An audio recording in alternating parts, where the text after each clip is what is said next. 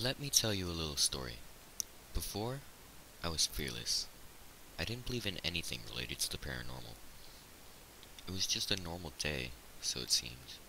I was just wandering aimlessly around town with a coffee in hand. I walked down a street I've seen 100 times, but out of the corner of my eye I caught a new sign I'd never seen before. I turned around to see it was an old antique store. I didn't even know one had moved in, but out of curiosity, I walked in. Inside I was greeted by an elderly woman with lifeless eyes.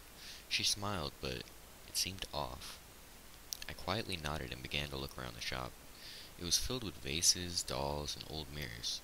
In the very back, I spotted a very old Elizabethan-looking mirror standing out from the rest.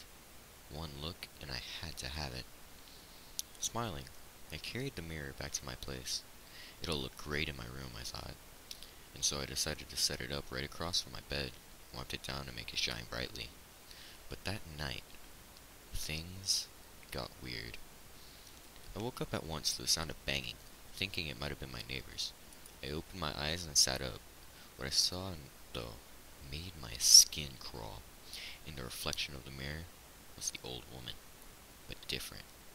Her piercing eyes looked straight at me, and her smile was full of sharp teeth.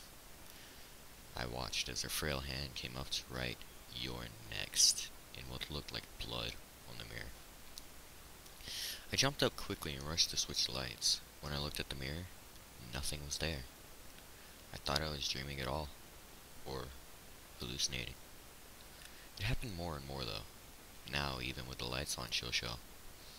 Every time she would show me glimpses of how I will be eaten. I traveled back down the street to where the shop was, but the building wasn't even there.